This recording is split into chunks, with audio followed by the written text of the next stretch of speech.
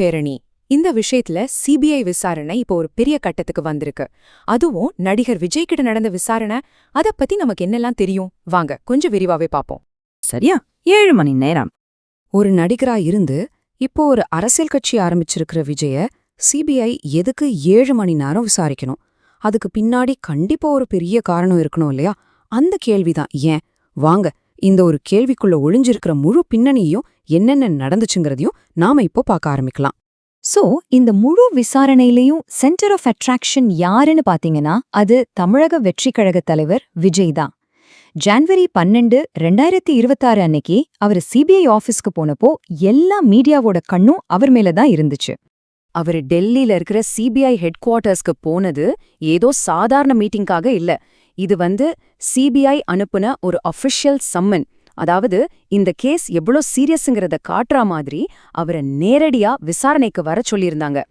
சரி, அப்போ இந்த விசாரணைக்கு எது ஆணிவேர்? எங்கிருந்து இது ஆரம்பிச்சது? இதுக்கெல்லாம் காரணம் சில மாசத்துக்கு முன்னாடி கரூர்ல நடந்த ஒரு துயரமான சம்பவம் தான். 41 இது வெறும் ஒரு நம்பர் கிடையாது. இது செப்டம்பர் 27, 2025 அன்னைக்கு கரூர்ல நடந்த கூட்ட நெரிசல்ல நம்ம கண்ணு முன்னாடியே பறிபோன உயிர்களோட எண்ணிக்கை. இந்த ஒரு சோகந்தான் இன்னைக்கு நடக்கிற இந்த முழு விசாரணைக்கும் அடித்தளமா அமைஞ்சிருக்கு. அன்னிக்கு கரூர்ல விஜயோட தமிழக வெற்றி கழகம் ஒரு பெரிய அரசியல் பேரணி நடத்தினாங்க. அப்போதான் கட்டுப்படுத்த முடியாத அளவுக்கு கூட்டம் சேர்ந்து ஒரு பெரிய நெரிசல் ஏற்பட்டு இந்த துயரம் நடந்திருக்கு. நிறைய பேர் காயமடைஞ்சாங்க. பாருங்க, இந்த ஒரு சம்பவம் தான் இப்போ இவ்வளவு பெரிய ஒரு சிபிஐ விசாரணை வரைக்கும் போயிருக்கு. இந்த சம்பவங்களோட டைம்லைனை பார்த்தா நமக்கு இன்னும் நல்லா புரியும். ஃபர்ஸ்ட், செப்டம்பர் 27ஆம் தேதி கரூர்ல அந்த சோக சம்பவம் நடக்குது. அதுக்கப்புறம் இந்த கேஸோட முக்கியத்துவத்தை புரிஞ்சுக்கிட்டு சுப்ரீம் கோர்ட் தலையிட்டு வழக்க சிபிஐக்கு மாத்துறாங்க. அதோட விளைவாதான் ஜனவரி 12ஆம் தேதி விஜய் விசாரணைக்கு ஆஜராக வேண்டியதா போச்சு. ஓகே, அந்த 7 மணி நேர இன்வெஸ்டிகேஷன்ல அப்படி என்னதான் கேட்டாங்க? சிபிஐ ஆபீசர்ஸ் விஜய் கிட்ட என்னென்ன கேள்விகளை முன்வச்சாங்கன்னு இப்ப பார்க்கலாம். சிபிஐயோட கேள்விகள் ரொம்பவே ஆழமா இருந்திருக்குன்னு தெரியுது. நீங்க பேரணிக்கு எப்போ வந்தீங்க? கூட்டத்தை சமாளிக்க என்ன செக்யூரிட்டி ஏற்பாடுகள் செஞ்சிருந்தீங்க?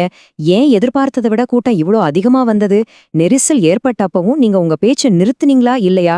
அப்புறம் எதுக்கு திடீர்னு அந்த இடத்த விட்டு கிளம்புனீங்கன்னு இப்படி எல்லா ஆங்கிள் இருந்தும் கேள்வி கேட்டிருக்காங்க. இப்போ சிபிஐ கேட்ட கேள்விகளுக்கும் அதுக்கு விஜய் கொடுத்ததா சொல்லப்படுற பதில்களுக்கும் நடுவுல இருக்கிற ஒரு முக்கியமான விஷயத்த கவனிங்க. இந்த துயரத்துக்கு யாரு பொறுப்புன்னு சிபிஐ கேட்டப்போ தன்னோட கட்சியான தவக காரணம் இல்லைன்னு விஜய் மறுத்ததா நியூஸ் வருது. அதே போல அந்த நெரிசல் நேரத்துல அவர் ஏன் அப்படி நடந்துகிட்டாருன்னு கேட்டதுக்கு அவர் சொன்ன ஒரு காரணம் தான் இப்ப பெரிய விவாதத்தையே கிளப்பியிருக்கு. விஜயோட முக்கியமான டிஃபென்ஸ் பாயிண்டே இதுதாங்க. நான் அந்த இடத்துல இருந்திருந்தா நிலைமை இன்னும் மோசமாயிருக்கும்னு பயந்துதான் நான் அங்கிருந்து கிளம்பினேன் அப்படின்னு சிபிஐ கிட்ட சொன்னதா சொல்லப்படுது. அதாவது கூட்டத்தை கண்ட்ரோல் பண்றதுக்கு ஹெல்ப் பண்ணதான் அவர் வெளியே போனதா சொல்றாரு. ஆனா இந்த வாதத்தை சிபிஐ ஏத்துக்குமா ஏத்துக்காதா? அதுதான் இப்போ இருக்கிற $1 மில்லியன் கேள்வி.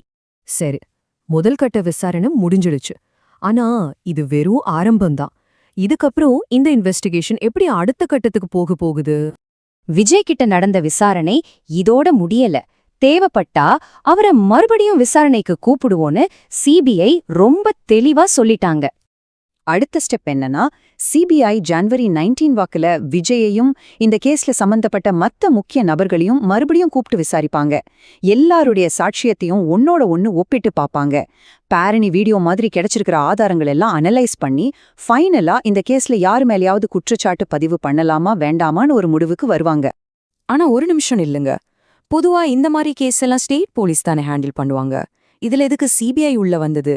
இது ரொம்பவே முக்கியமான ஒரு கேள்வி இல்லையா? இதுக்கு காரணம் சுப்ரீம் கோர்ட்டோட தலையீடு தான். அவங்க ஆர்டர் போட்டதுக்கு அப்புறம்தான் இந்த கேஸ் சிபிஐ கைக்கு போயிருக்கு.